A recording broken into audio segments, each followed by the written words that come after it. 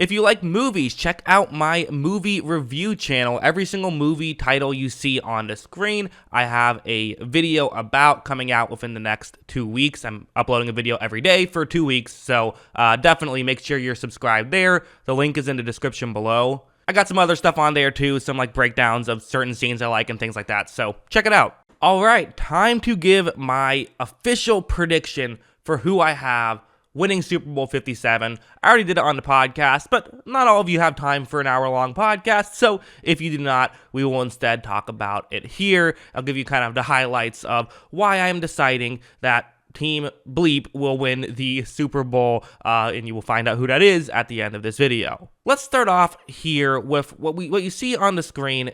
This is Pro Football Focus grades for specific positional categories. I made these on all of my other preview predictions. I think it's just an interesting way to look at how I feel about these teams and how PFF feels about these teams, but then I can give my own opinions.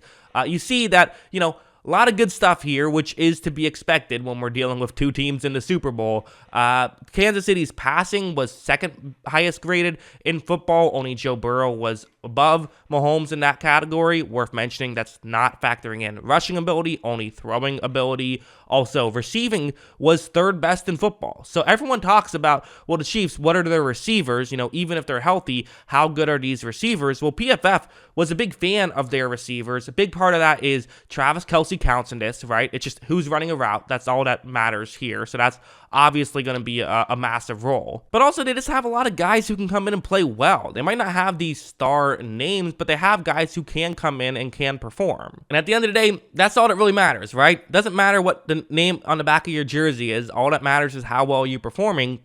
And having a bunch of guys who, on every given play, there's typically 3 or 4 guys winning their rep.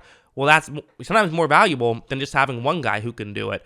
Although Eagles coverage also incredible. These are two teams that cover well, according to PFF. Two teams that in this situation should be able to thrive, right? Eagles very good at covering, Chiefs very good at receiving.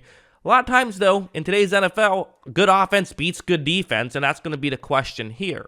Also, with pass rush, Eagles' best pass rush in football, going up against a very good pass blocking team. And how do I feel that will go? Well, typically, when I see a situation like this, I say advantage offense. That's typically how it goes, is when it comes to offensive linemen versus defensive linemen. If they're both good, a good offensive lineman can shut down a good defensive lineman. However, there is an X factor, and that X factor is Andrew Wiley, who is he's been their right tackle, and he's not the best.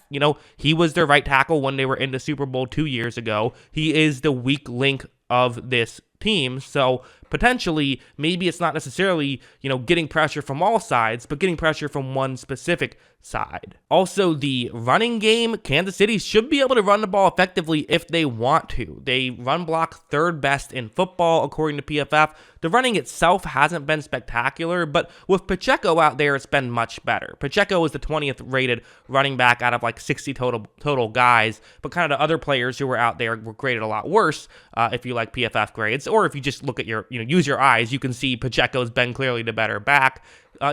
Eagles' run defense has graded out mediocre, and it's performed even worse than that. Like EPA per play has been much worse than that. So kind of the overview of this side of the ball, I do think that the Chiefs should be able to, find ways to attack the Eagles. A lot of it might be over the middle, not necessarily the outside stuff that typically teams try to go with, but that could help because that's what the Eagles are so good at defending. I think that the Eagles could still potentially rush the passer a little bit, but the Chiefs could maybe counter that if they decide to run the football. The Philadelphia Eagles defensive points per drive on the season is 1.83, whereas the Kansas City offensive points per drive on the season is nearly a point higher at 2.76. That's a massive jump between these two teams. You have the best points per drive offense in the league versus one of the best points per drive defenses in the league.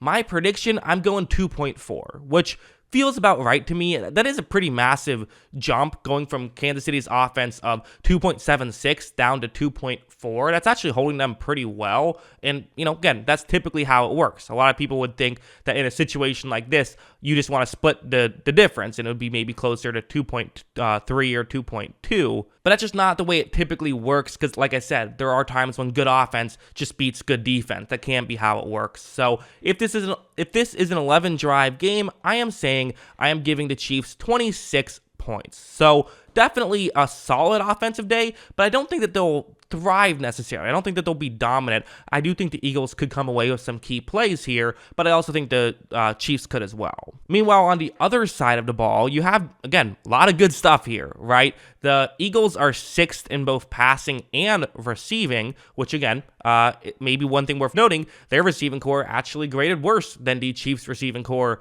did this season, but again, they're a lot healthier, which helps, and they have the stars, which of course helps. Kansas City's coverage unit has graded very well this season, which of course there's a big thing to talk about here as well, which is that L'Jarius Sneed, who was a big question mark, he is going to play. He will be healthy. So that matters, and that obviously means their coverage can be very good. So again, sometimes it can beat on the outside. Definitely you have to wonder with maybe, can A.J. Brown get them down the field? It's possible, but maybe not as likely as some people think.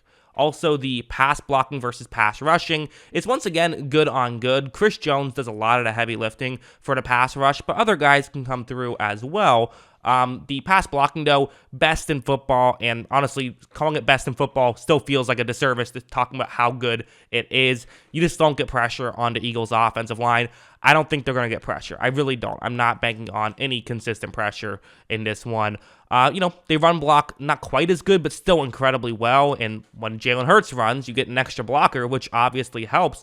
And the Chiefs are not the best run defense here. They are the 18th best run defense in football. So for the Eagles, definitely running the ball should be an effective strategy. Passing the ball might not quite be as effective as people might realize, though. That's where things get a little bit interesting to me. So for my prediction on that side, I have the Kansas City defensive points per drive on the season is 2.11, whereas the Eagles offensive points per drive on the season is 2.59. So it's a closer gap as the Chiefs defense isn't as good as the Eagles defense is, and the Eagles offense isn't as good as the Chiefs offense is. My points per drive prediction, I didn't do this intentionally. I really didn't. I have 2.4 points per drive here as well. I pick what makes sense in my head. It happens to be the exact same in both of this. I've never done this before in any of my predictions. I've been doing it this way for 3 years now, and I've never had it happen this way. But I have a tie, 26 points and 11 drives for both teams, so I got to figure out some way to break the tie now, right? Well, I looked at this chart. This is what I was doing. If you watch some of my other previews throughout these past couple of weeks, every time I made something and I came away with a conclusion, I added it to this chart. It is, which team I have as an advantage and by how much on a scale of 1 to 4. So just for example, at the top of the list, I made a video on the Eagles offensive line, how they match up against the Chiefs defensive line. I said very good. Without Chris Jones, it probably would be +4, but I gave it +3 because of that. But still, massive advantage for Philadelphia. And I have a number of interesting ones here, I think. Eagles run is the only +4 I have on the list. I think that should be a massive advantage for Philadelphia, but there's advantages the other way. Travis Kelce, I think, will obviously be a massive advantage for the Chiefs. He's borderline uncoverable. They have some other ones as well. They could run the ball effectively, but, Devonta Smith is another +3. I think he matches up very well and could be the key to the Super Bowl.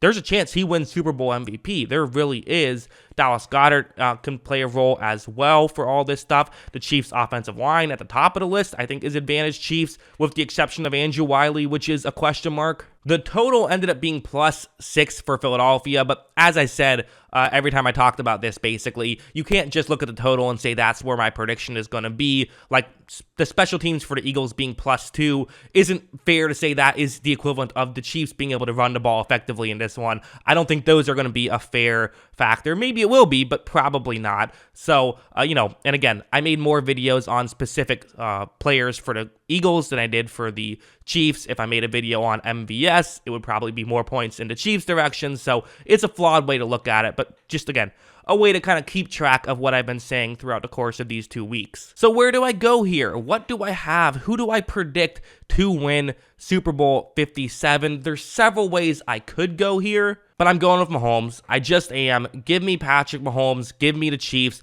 29 to Eagles 26. I think people are underrating the Chiefs supporting cast. I'm not saying it's as good as Philadelphia's, but I think it's very underrated. They do have guys who can cover, they have guys who can get open, and they've consistently done it all season long. I don't think that they will fail at doing it in this one. I think the Eagles also are a very good team. Like, I do think their supporting cast is better, but I feel like some people are talking about it as like the Eagles supporting cast is A+ and the Chiefs is like a C-. I think the Chiefs is like A-. I think they have a very good supporting cast, and while I love me some Jalen Hurts, he's no Patrick Mahomes, in my opinion, so I am going to go with Kansas City. But it is close, and I could see it going either way. I really could. But yeah, those are my thoughts. I know everyone wants me to pick the Eagles. Everyone's having more fun rooting for the Eagles. I get it. People love to root against the guy, and Mahomes is the guy right now. But, I think it's going to be the Chiefs, but it could be the other way around. That's what I think. What do you guys think?